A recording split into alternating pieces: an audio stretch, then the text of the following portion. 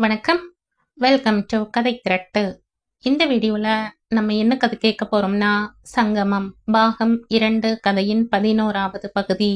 நம்ம சேனலை இது வரைக்கும் சப்ஸ்கிரைப் பண்ணாதவங்க சப்ஸ்கிரைப் பண்ணுங்க. பக்கத்தில் இருக்கிற பெல் ஐகானை கிளிக் பண்ணி ஆளுங்கிற ஆப்ஷனை ப்ரெஸ் பண்ணுங்க. ஸோ தட் நான் போடுற கதைகளை உடனுக்குடனே நீங்க கேட்கலாம். வாங்க கதைக்குள்ள போகலாம். 2 நாட்கள் கழிந்தன. 3வது நாள் அன்று காலையில் இருந்தே பலத்த மழை பெய்து கொண்டிருந்தது. விஜய் அலைந்து திரிந்து மதியம் 3 மணிக்கு மேல் வீட்டுக்கு வந்தான். அவனுக்கு பசி, தாகம், உறக்கம் எதுவும் இருப்பதாக உணரவில்லை. வேணுகோபாலன் உயிருக்கு இனி பயம் இல்லை என்று டாக்டர்கள் நேற்று உறுதிப்படுத்தியிருந்தார்கள். ஆனால் அந்த மகிழ்ச்சி ரொம்ப நேரம் நிலைக்கவில்லை. இன்று மறுபடியும் அவருடைய நிலைமை கவலைக்கிடமாய் மாறிவிட்டது.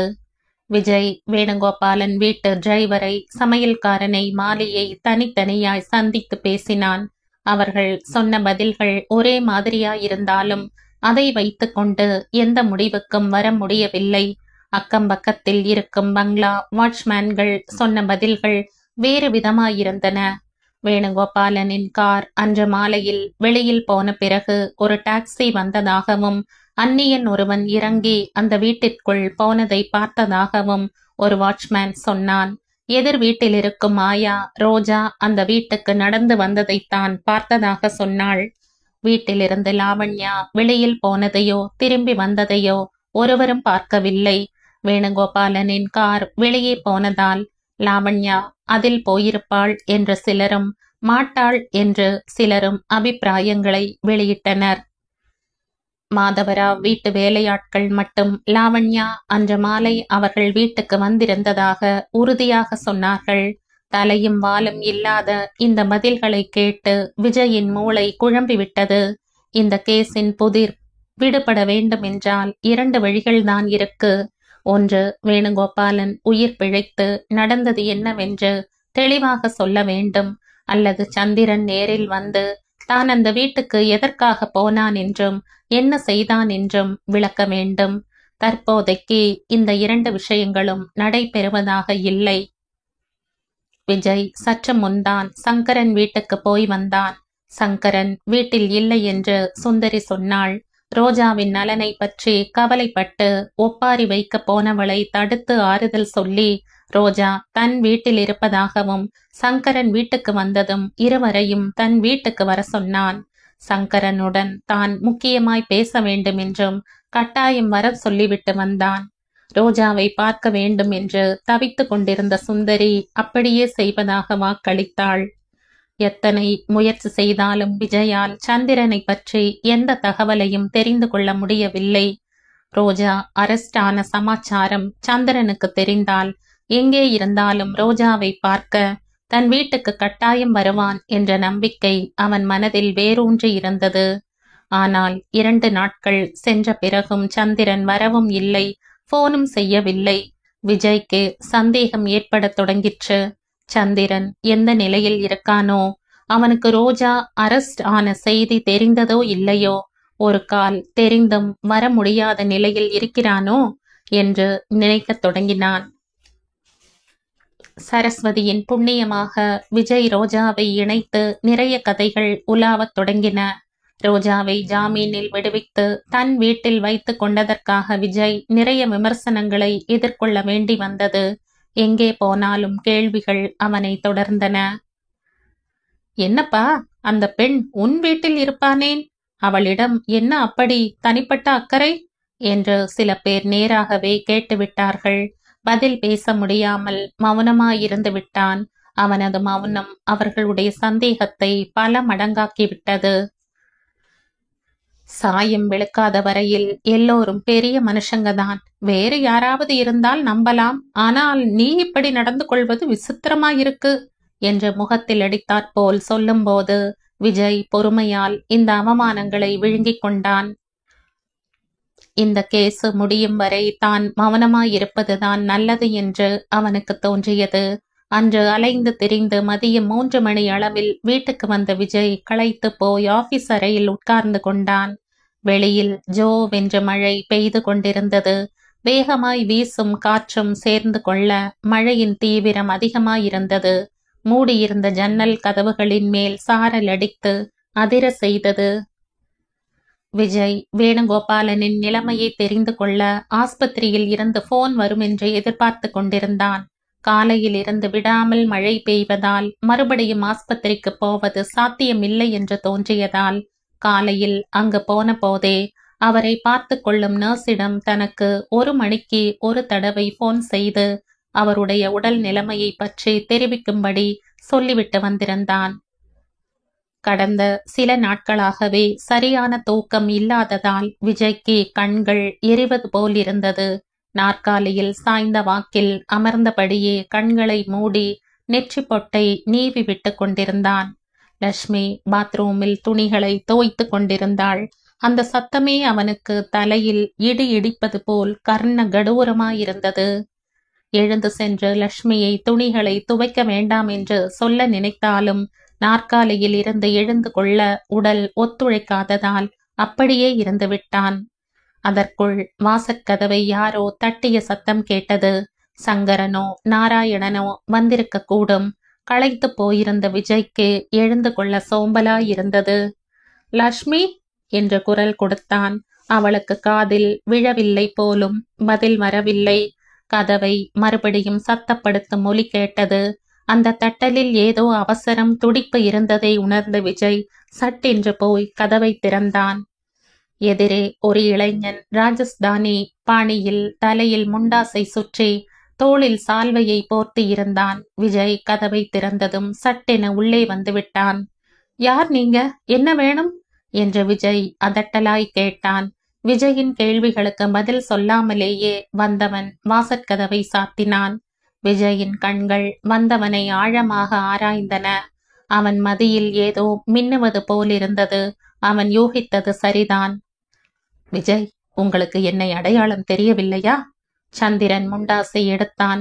சந்திரன்? வியப்பும் ஆச்சரியமும் கலந்திருந்தது விஜயின் குரலில். வெளியில டாக்ஸி இருக்கு, பணம் தரணும் என்று சந்திரன் பணத்தை எடுத்தான். இரு, நான் கொடுத்துவிட்டு வருகிறேன். விஜய் வெளியே சென்றான். மழை குறைந்திருந்தாலும் சிறு தூறல் இருந்து கொண்டுதான் இருந்தது. டாக்ஸியின் மீட்டரை பார்த்ததும் விஜயின் புருவங்கள் உயர்ந்தன. சந்திரன் வெகு தொலைவில் இருந்து வந்திருக்க வேண்டும். பணத்தை கொடுத்து டாக்ஸியை அனுப்பிவிட்டு உள்ளே வந்தான் விஜய். இப்போது யாராவது இங்க வருவாங்களா என்று சந்திரன் பதட்டத்துடன் கேட்டான். வந்தால் உங்க மாமாதான் வருவார், வேறு யாரும் வர வாய்ப்பில்லை. இருவரும் ஆபீஸ் அறைக்கு வந்தார்கள். ரோஜா இங்குதானே இருக்கிறாள் என்று கேட்டான். ஆமாம். விஜய், உங்க உதவியை நான் எப்போதும் மறக்க மாட்டேன். குரல் கம்மி விட்டது சந்திரனுக்கு. உதவியா? நானா? என்ன செய்து விட்டேன்? ரோஜாவை ஜாமீனில் விடுவித்து யாருக்கும் பயப்படாமல் உங்க கௌரவத்தை பற்றி கூட பொருட்படுத்தாமல் உங்கள் வீட்டில் அடைக்கலம் தந்ததற்கு. அதுவா? அதில் என் சுயநலமும் கலந்திருப்பதாக நீ ஏன் நினைக்க கூடாது? சந்திரன் பேசவில்லை. விஜய் அவனையே கவனமாய் பார்த்து கொண்டிருந்தான். Vijay, I am sorry. அன்று பூனாவில் உங்களை சந்திக்க முடியவில்லை என்றவாறே சந்திரன் சால்வையை எடுத்து பக்கத்தில் இருந்த நாற்காலி மீது போட்டான். அப்பொழுதுதான் பார்த்தான் விஜய் சந்திரன் கையில் இருந்த சூட்கேஸை. அதை பார்த்ததும் திடுக்கிட்டான். அந்த சூட்கேஸ் லாவண்யாவோடது. விஜய் அவளுக்காக டில்லியில் இருந்து வாங்கி வந்த சூட்கேஸ் அது. என்ன அப்படி பாக்குறீங்க? இது எப்படி என்னிடம் வந்தது என்றுதானே? வலிய சிரித்து கொண்டே கேட்டான் சந்திரன். ஆம் என்பது போல தலையசைத்தான் விஜய். இது யாரோடது என்று நான் தனியாக உங்களிடம் சொல்ல தேவையில்லை என்று நினைக்கிறேன். இதில் வேணுகோபாலன் வீட்டு நகைகள் இருக்கு. அன்று அந்த வீட்டிலிருந்து திருடி எடுத்து சென்றது. நான் அதை அப்படியே உங்களிடம் ஒப்படைக்க வந்திருக்கிறேன். சந்திரன் சூட்கேஸை மேஜை மீது வைத்து திறந்து காண்பித்தான். பல பளவென்று மின்னும் நகைகள் எல்லாம் விஜய் அறிந்தவைதான். அவற்றை பார்த்ததும் விஜய் முகம் கற்பாறை போல இறுகியது. தன்னை யாரோ பாறாங்கல்லை கட்டி கிணற்றில் தள்ளிவிட்டது போல் தோன்றியது. தான் யூகித்ததே நிஜமாகிவிட்டது. ரோஜா அப்பாவி ஒன்றும் இல்லை. அவளும் சந்திரனும் சேர்ந்துதான் இந்த வேலையை செய்திருக்கிறார்கள். ரோஜா தன்னிடம் பேசியது சொன்னது எல்லாம் வெறும் நடிப்புதான். சந்திரன் பெட்டியை மூடிவிட்டு வேதனை நிறைந்த குரலில், விஜய், நான் உங்களிடம் கொஞ்சம் பேச வேண்டும் என்றான்.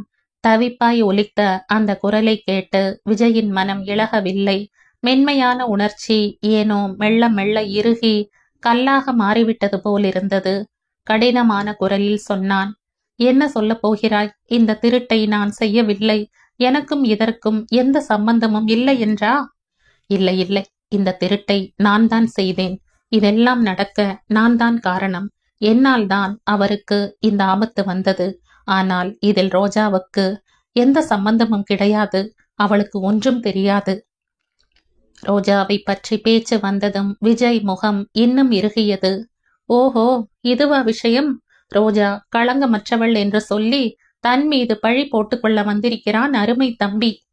விஜய் கண்டிப்பான குரலில், சந்திரன், விஷயம் இத்தனை தூரத்துக்கு வந்த பிறகும் நீ இன்னும் அதை மறைக்க முயற்சிப்பதை பார்த்தால் சிரிப்புதான் வருகிறது எனக்கு. ரோஜாவுக்கு இதில் எந்த சம்பந்தமும் இல்லை என்கிறாய். உண்மை என்றே வைத்துக் கொள்வோம். ஆனால் நீ அங்கு போக வேண்டிய பிரமையே இல்லாமல், ரோஜா உதவி செய்யாமல் அந்த வீட்டுக்கு எப்படி வந்தாய்? அந்த வீட்டை பற்றிய விவரங்கள் உனக்கு எப்படி தெரியும்? அதையாவது சொல்லு. சந்திரன் பதில் அளிக்கவில்லை. நீ அந்த வீட்டில் நுழைவதற்கு கட்டாயம் யாரோ ஒருத்தர் உதவி செய்திருக்க வேண்டுமில்லையா என்றான்.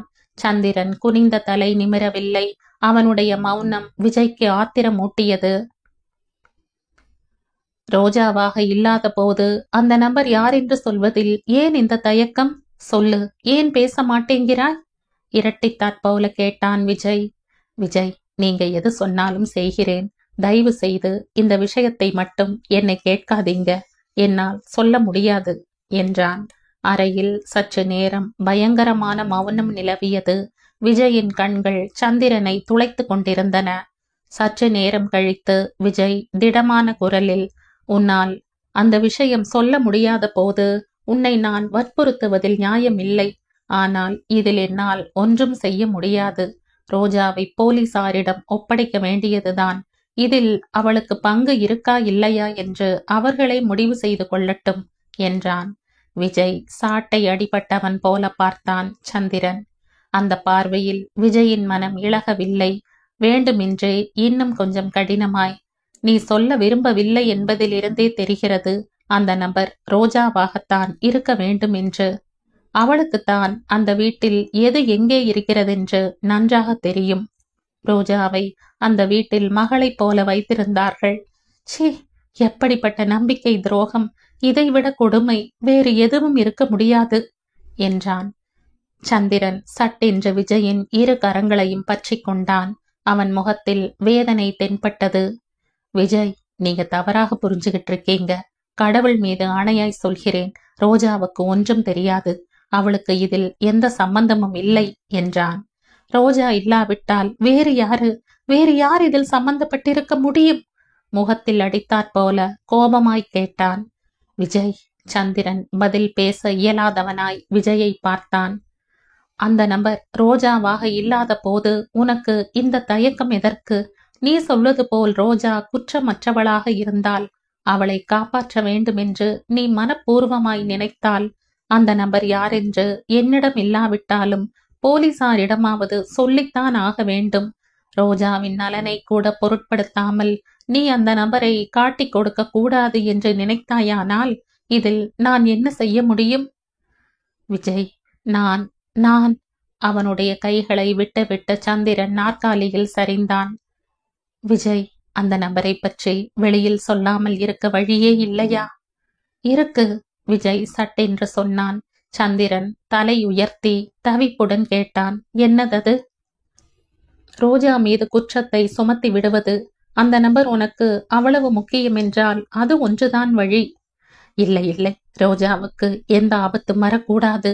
சந்திரன் இரு கரங்களில் முகம் புதைத்து மேஜை மீது சாய்ந்து கொண்டான். குழப்பத்தினால் அவன் தலை இப்படியும் அப்படியும் அசைந்தது.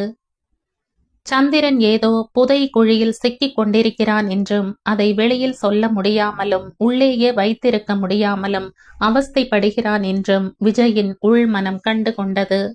சற்று நேரம் ஏதோ யோசித்தவன் சந்திரன் பின்னால் நின்று தலையை பரிவுடன் வருடிக்கொண்டே, சந்திரன், மனப்பூர்வமாய் சொல்கிறேன், உன்னிடம் எனக்கு அன்பு இருக்கு. துரதிர்ஷ்டவசமாய் நீ மாட்டிக்கொண்ட விஷ வளையத்திலிருந்து உன்னை மீட்க வேண்டும் என்று நான் நினைக்காத நேரம் இல்லை. நீயும் உதவி செய்தால் என் வேலை எளிதாக முடியும். ரோஜா குற்றவாளி இல்லை என்று நம்பியதால் தான் அவளை ஜாமீனில் விடுவித்து என் வீட்டுக்கு அழைத்து வந்தேன். 4 பேர் எள்ளி நகையாடிய போதும் பொறுத்து கொண்டேன். சந்திரன், உனக்கும் ரோஜாவுக்கும் நான் செய்ய நினைத்த இந்த உதவி விஷப்பாம்பாய் என் கால்களையே சுற்றி கொள்ளும் ஆபத்தை வரவிடாதே. இதுதான் நான் உன்னை வேண்டுகிறேன். அன்பும் ஆதரவும் மழையாய் பொழிந்த அந்த சொற்களில் சந்திரன் இளகிவிட்டான். தன் தலையை வருடிக் கொண்டிருந்த விஜயின் கையை சட்டென்று இழுத்து அதில் முகத்தை புதைத்து கொண்டான். அவன் குரல் தழுதழுத்தது. விஜய், உங்க உதவியை மறக்க மாட்டேன். ஒரு விதமாய் பார்த்தால் நானும் ரோஜாவும் கொடுத்து வைத்தவர்கள். அவ்வளவு பெரிய வார்த்தைகள் சொல்லாதே. உண்மையை எந்த தயக்கமும் இல்லாமல் என்னிடம் சொல்லு. உனக்கு ரொம்ப வேண்டிய நபராயிருந்தால் நானும் அந்த நபரை பற்றிய விவரங்கள் வெளிவராமல் பார்த்து கொள்வேன். நடந்தது என்னவென்று தெளிவாய் தெரிந்தால்தான் இந்த கேஸை எடுத்துக்கொண்டு உனக்கு நியாயம் கிடைக்க வழி செய்ய முடியும். விஜய், என்னால் எப்படி சொல்ல முடியும்? பெயர் மட்டும் சொல்லு, போதும். அந்த பெயரை என் வாயால் சொன்னால் உயிரோடு இருக்கும்போது நான் இறந்து விட்டவன் போல் ஆகிவிடுவேன் என்றான். ஆகட்டும், அது இன்னும் நல்லது. பழைய வாழ்க்கையில் இறந்துவிட்டு புதிய வாழ்க்கையை தொடங்கு. சந்திரன் மேலும் தயங்கினான். சொல்லு சந்திரன், யார் அந்த நபர்? கெஞ்சுவது போல கேட்டான் விஜய். அந்த நபர் வேணுகோபாலனின் சமையல்காரனா? சந்திரன் இல்லை என்பது போல தலையசைத்தான். பின்ன டிரைவர் ராமுவா? இல்லை, அவர் மகள் லாவண்யா. தலை மீது இடி விழுந்தாற்போல அதிர்ந்தான் விஜய். லாவண்யாவா? நீ சொல்வது லாவண்யாவையா? ஆமாம் விஜய், அவளைத்தான்.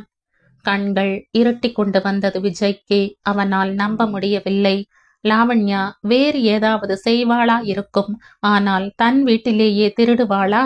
தன் தந்தையை கொலை செய்ய துணை போவாளா? நடக்கவே நடக்காது. விஜய்க்கு தலை சுற்றுவது போல் இருந்தது. சந்திரன் குற்றத்தை லாவண்யா மீது தள்ளிவிடும் திட்டத்துடன் வந்திருப்பானோ? குழப்பமாக இருந்தது அவனுக்கு. சந்திரன் மெதுவாக, விஜய், லாவண்யாவின் பெயர் வெளியில் வராமல் இருக்கும் வழி ஏதாவது இருக்கா என்றான். விஜய் அவன் பேச்சை காதில் போட்டு கொள்ளவில்லை. சந்திரனின் ஷர்ட்டை 2 கரங்களால் கொத்தாய் பிடித்து உயரே தூக்கினான். கோபம் கட்டுக்கடங்காமல் போயிற்று. நீ சொல்ல வந்தது என்ன? இதில் உனக்கு உதவி செய்தது லாவண்யாவா? சந்திரன், கடைசி முறையாய் கேட்கிறேன். நடிப்பதை விட்டுவிட்டு உண்மையை சொல்ல போகிறாயா இல்லையா? நீ போய் சொல்ல சொல்ல அது உனக்கும் ரோஜாவுக்கும் ஆபத்தாய்த்தான் முடியும். விஜய், நான் உண்மையைத்தான் சொல்கிறேன். இதில் ஒரு வார்த்தையை கூட பொய் இல்லை. ஷட்டப். லாவண்யாவுக்கும் உனக்கும் அறிமுகம் இல்லையே. முன்பின் தெரியாத உன்னை லாவண்யா வீட்டுக்கு அழைத்தாள் என்றால் என்னால் எப்படி நம்ப முடியும்? சந்திரன் தன் ஷர்ட்டை விஜயின் பிடியில் இருந்து மெதுவாய் விடுவித்துக் கொண்டான். மேஜை மீது இருந்த சூட்கேஸை திறந்து அதன் அடியில் பத்திரமாக வைக்கப்பட்டிருந்த உயிலை எடுத்து கொடுத்தான். விஜய், லாவண்யாவுக்கு என்னை ஜேம்ஸ் என்ற பெயரில் ரொம்ப நாளாய் தெரியும். எங்களுடையது அறிமுகம் என்பதை விட நட்பு என்றே சொல்லலாம். இது வேணுகோபாலன் எழுதிய உயில். இதில் லாவண்யாவுக்கு அநியாயம் ஏற்படுவது போல் எழுதப்பட்டிருப்பதாக சரஸ்வதி ஆண்டி சொன்னாளாம். வீட்டில் யாரும் இல்லாத அந்த நாள் மாலை வேளையில் என்னை வர சொல்லி போன் செய்தாள். நான் போனேன். எதிர்பாராமல் அவர் வந்து விட்டார். லாவண்யா பதட்டமடைந்து விட்டாள். நானும். சந்திரன் சுருக்கமாய் அன்று மாலை நடந்த நிகழ்ச்சியை அப்படியே விவரித்தான். மேஜை விளிம்பை ஒட்டினாற்போல் நின்று கொண்டு சந்திரன் சொல்வதை ஒன்று விடாமல் கவனமாய் கேட்டு கொண்டிருந்த விஜய் வாய் அடைத்து போனவனாய் கல்லாய் சமைந்து விட்டான். அவன் மூளை மரத்து போனாற்போல் இருந்தது. லாவண்யா எங்கே? சந்திரன் எங்கே? இவர்களின் அறிமுகமானது விதியின் விளையாட்டா இல்லை விபரீதமா? சந்திரன் நாற்காலியில் சரிந்து கொண்டே சொன்னான். ரொம்ப நேரம் காத்திருந்த பிறகும் லாவண்யா வராமல் போகவே நான் ஹோட்டலுக்கு சென்றேன். அன்றிரவு முழுவதும் உறங்கவில்லை. மேரியை போன் செய்ய சொன்னேன். யாரும் எடுக்கவில்லை. லாவண்யாவும் என்னுடன் வருகிறாள் என்ற எண்ணத்தில் நகைகளை எடுத்து வந்து விட்டேன். அவற்றை என்ன செய்வது, எங்கே வைப்பது எனக்கு புரியவில்லை. மறுநாள் இரவு என்னை கல்கத்தா போக சொல்லி மேலிடத்திலிருந்து எனக்கு உத்தரவு வந்தது. 10 நாட்களாவது ஆகும் நான் திரும்பி வர. அதுவரை நகைகளை எப்படி பாதுகாப்பது? மறுநாள் பேப்பரில் ரோஜாவின் போட்டோவும் அந்த செய்தியை படித்ததும் என் உயிரே போய்விட்டது. ரோஜா தங்கள் வீட்டுக்கு வருவதில்லை என்றும் ஏதோ சண்டை போட்டு நின்று விட்டதாக லாவண்யா சொல்லியிருந்தாள். அப்படி இருக்கும்போது அந்த நேரத்தில் அங்கு எப்படி வந்தாளோ அந்த கடவுளுக்குத்தான் வெளிச்சம். மேலிடத்துக்கு சந்தேகம் வராமல் இருக்க மறுநாள் காலை ஃப்ளைட்டுக்கு டிக்கெட் ரிசர்வ் செய்துவிட்டு கல்கத்தாவுக்கு செய்தியும் அனுப்பிவிட்டேன் நான் வரப்போவதாய். ஹோட்டல் அறையை காலி செய்து ஏர்போர்ட்டுக்கு கிளம்பியதாக போக்கு காட்டிவிட்டு நடுவிலேயே பாதையை மாற்றி இங்கிருந்து 50 கிலோமீட்டர் தொலைவில் இருக்கும் ஒரு கிராமத்துக்கு சென்றேன். அங்கே ஒரு நண்பருடைய வீடு இருக்கு. நானும் மேரியும் சில சமயம் அங்கு போய் தங்கி வருவது வழக்கம்தான். அன்று முழுவதும் அங்கே இருந்துவிட்டு அன்றிரவு மறுபடியும் இங்கு வந்தேன். உங்களை சந்திக்க முயற்சித்த போது நீங்க ஊரிலிருந்து வந்து விட்டீர்கள் என்று தெரிந்தது. நான் கல்கத்தாவுக்கு போகவில்லை என்ற செய்தி மேலிடத்துக்கு இந்நேரம் தெரிந்திருக்கும். ஏதாவது காரணத்தால் எங்களால் சொன்னபடி போக முடியாவிட்டால் அதற்கான சீக்ரெட் கோடு அனுப்ப வேண்டும். நான் அதையும் அனுப்பவில்லை. வேணுகோபாலன் வீட்டில் நடந்த கொலை கொள்ளைகளில் என் பங்கு இருப்பதாக பேப்பரில் பிரசுரிக்கப்பட்ட செய்திகளிலிருந்து அவர்களுக்கு தெரிந்திருக்கும். இதற்கான விளக்கத்தை நான் அவர்களிடம் சொல்ல வேண்டும். எனக்காக போலீசாரும் எங்கள் கூட்டத்தினரும் வேட்டையாடி கொண்டிருப்பதால் திக்கு முக்காடி விட்டேன். இந்த விஷயத்தில் மாட்டிக்கொண்ட என்னை உங்களால் தான் காப்பாற்ற முடியும் என்று தோன்றிற்று. நேற்று மாலை இந்த தெருவுக்கு வந்தேன். ஆனால் போலீஸ் ஜீப் வாசலில் நின்றிருந்ததால் திரும்பி போய்விட்டேன். விஜய், நடந்ததை அப்படியே உங்களிடம் சொல்லிவிட்டேன். லாவண்யாவை பற்றி முதலிலேயே சொல்லாததற்கு காரணம் அவள் ஒரு நல்ல குடும்பத்து பெண். அவளுக்கு இதில் பங்கிருப்பதாக வெளியில் சொல்வதில் எனக்கு விருப்பமில்லை. நீங்க எது சொன்னாலும் செய்கிறேன். ரோஜா மீது அநியாயமாய் சுமத்தப்பட்ட குற்றம் நீங்கிவிடணும் என்பதுதான் என் ஒரே விருப்பம். அறையில் ரொம்ப நேரம் மௌனம் நிலவியது. கம்மிவிட்ட குரலில் விஜய், சந்திரன் தவறாக நினைக்காவிட்டால் ஒரே ஒரு கேள்வி. உனக்கும் லாவண்யாவுக்கும் இடையே இருக்கும் உறவு? நடுவிலேயே நிறுத்திவிட்டான் விஜய். இந்த கேள்விக்கே சந்திரனின் முகம் சிவந்து போயிற்று.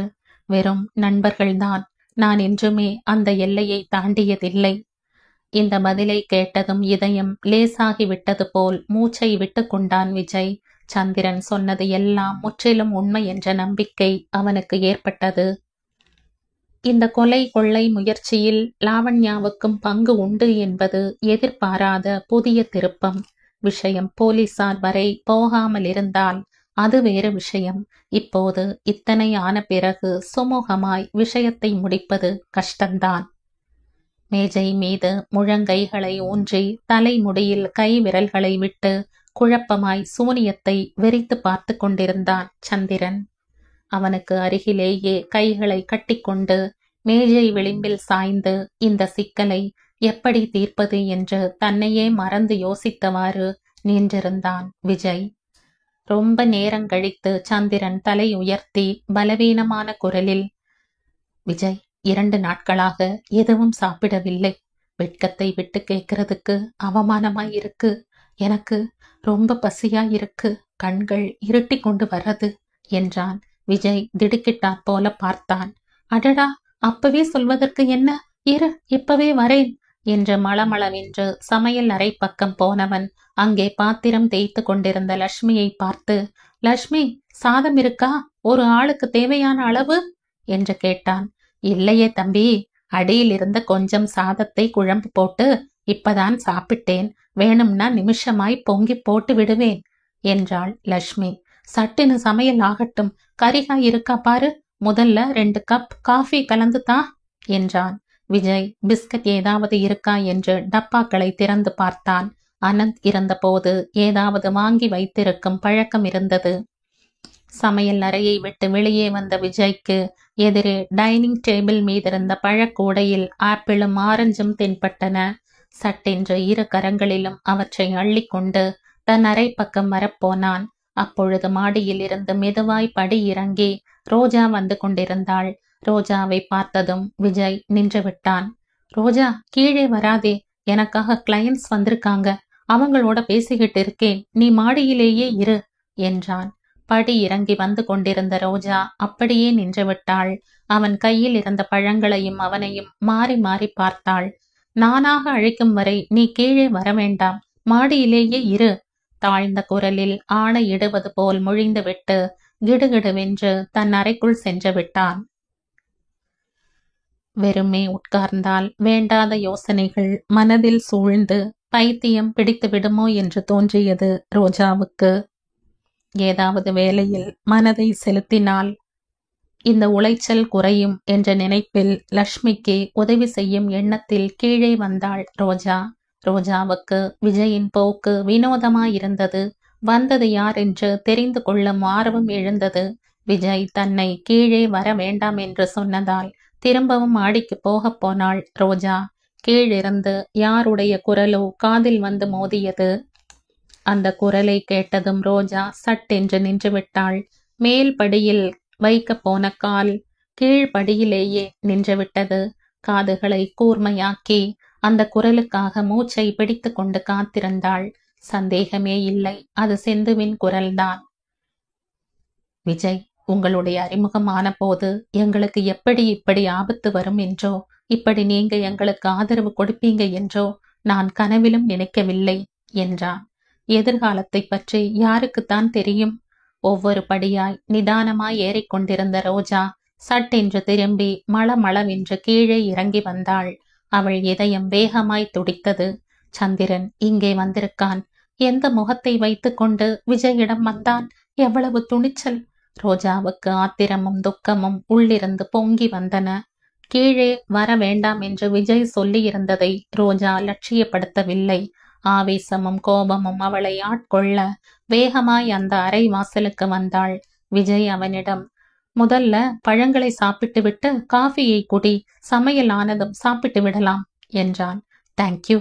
ரோஜா திரை சீலையை லேசாக விலக்கினாள். அறையில் சந்திரன் வாசலுக்கு முதுகை காண்பித்து நாற்காலியில் உட்கார்ந்திருந்தான். அவனுக்கு எதிரே வாசலுக்கு நேராக விஜய் நின்றிருந்தான். சந்திரன் பசித்த மிருகம் போல ஆப்பிளை கடித்து சாப்பிட்டு கொண்டிருந்தான். விஜய் ஆரஞ்சு பழத்தை உரித்து அவனுக்கு எதிரே வைத்து கொண்டிருந்தான். ரோஜா அறைக்குள் காலடி எடுத்து வைத்தாள். சந்திரன், நடந்தது நடந்து விட்டது, இனி நடக்க வேண்டியதை நாம். தலை உயர்த்தி ஏதோ சொல்ல போன விஜய் ரோஜாவை பார்த்து நிறுத்திவிட்டான். திடீரென்று விஜய் நடுவில் பேச்சை நிறுத்தியதில் சந்திரனும் தலையை திருப்பி வாசல் பக்கம் பார்த்தான். அங்கே ரோஜா நின்றிருந்தாள்.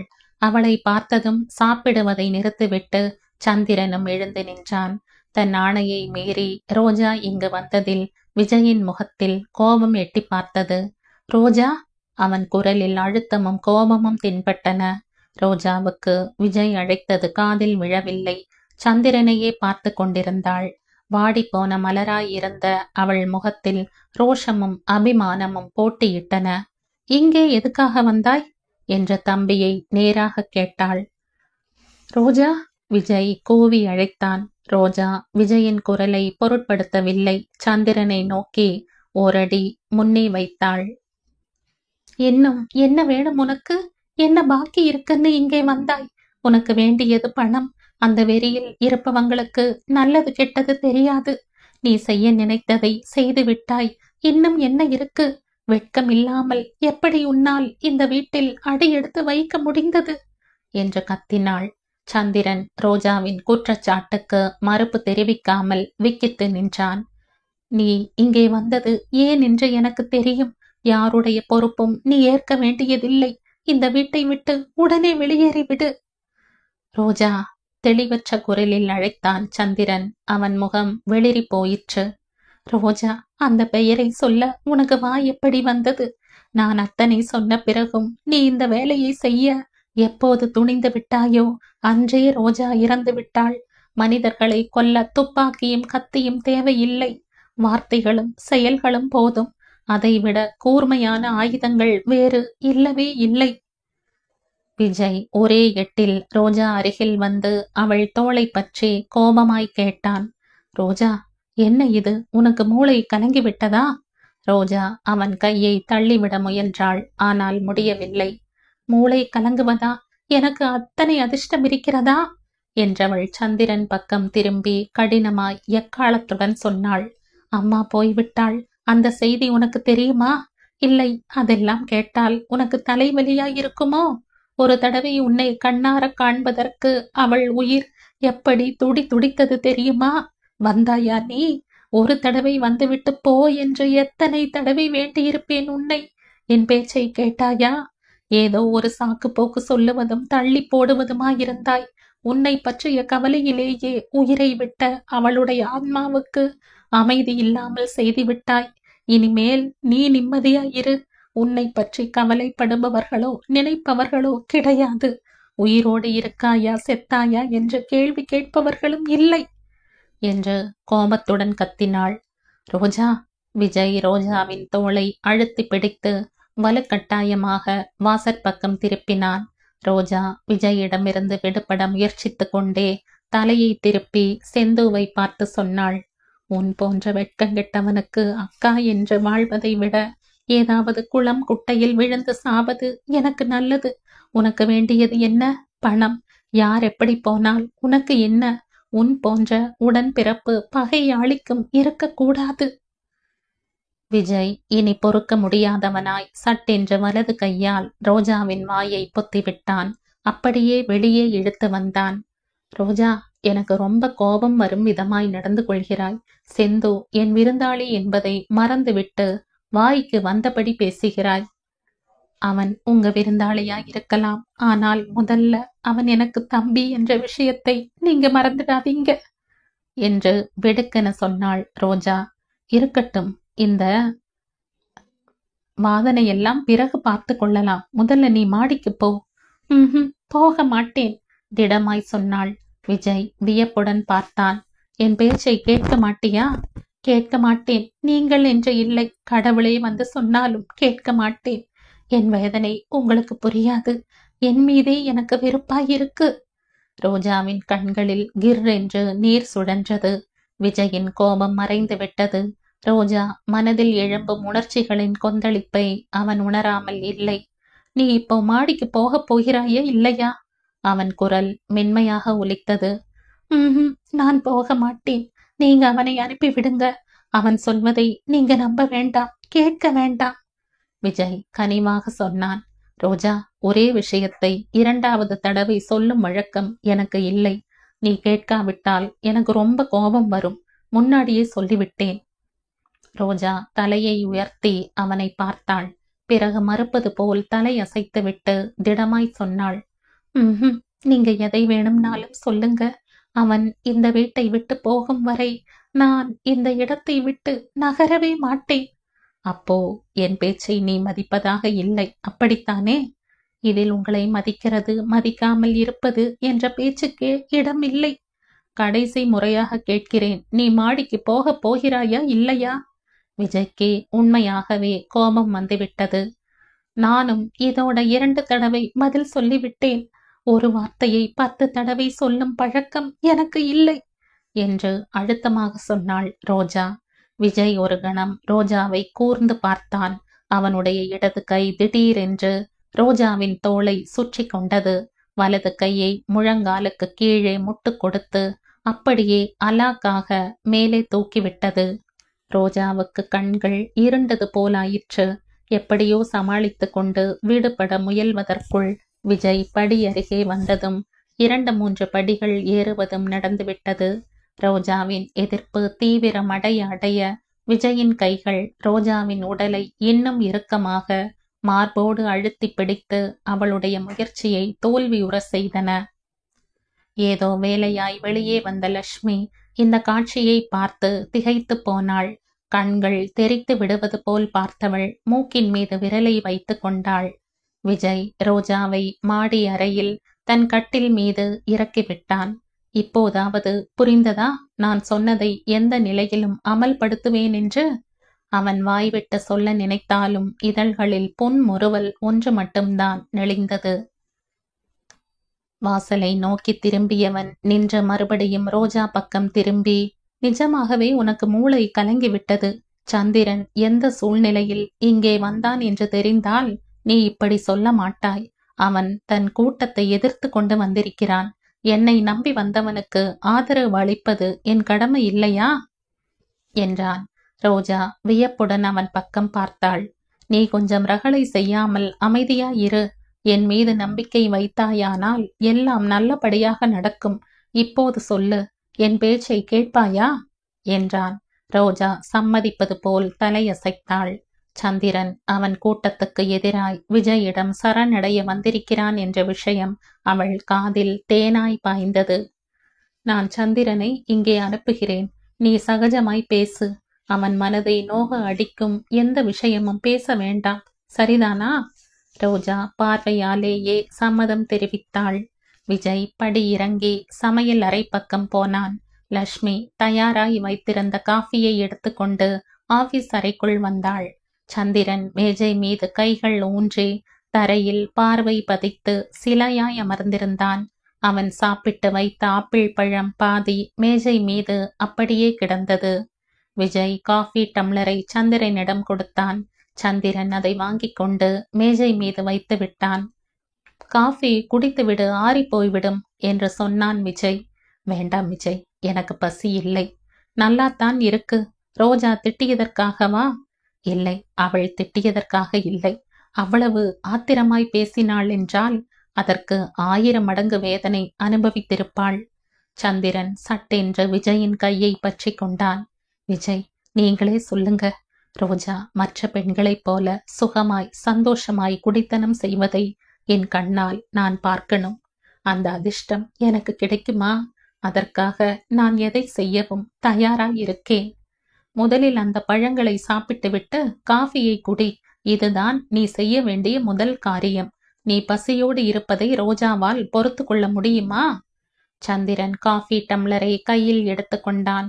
காஃபி குடிக்க முற்பட்ட போது வாசற்கதவை யாரோ தட்டிய சத்தம் கேட்டது. சந்திரன் திடுக்கிட்டான். யாராக இருக்கும் என்பது போல விஜய் பார்த்தான்.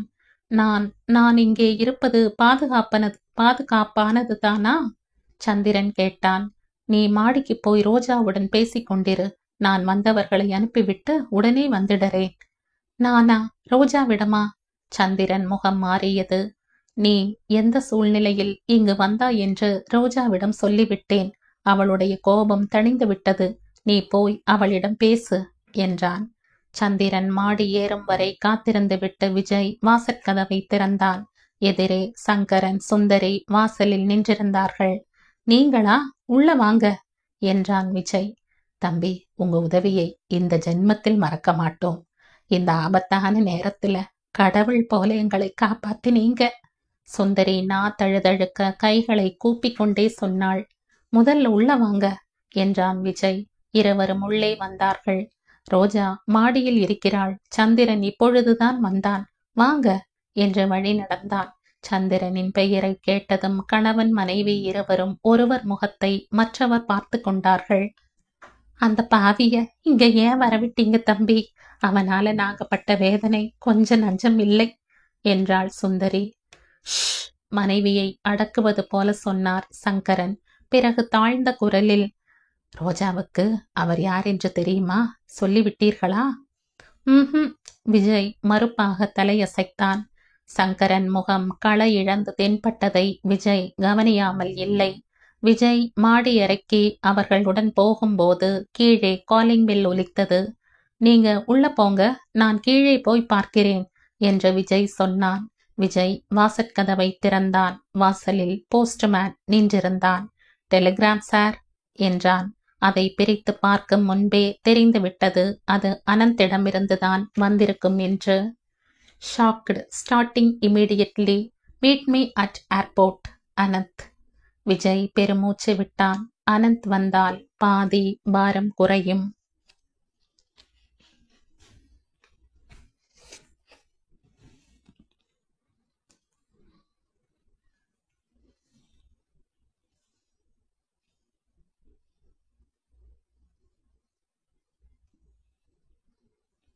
இந்த கதையின் தொடர்ச்சியை அடுத்த பதிவில் கேட்கலாம். நன்றி.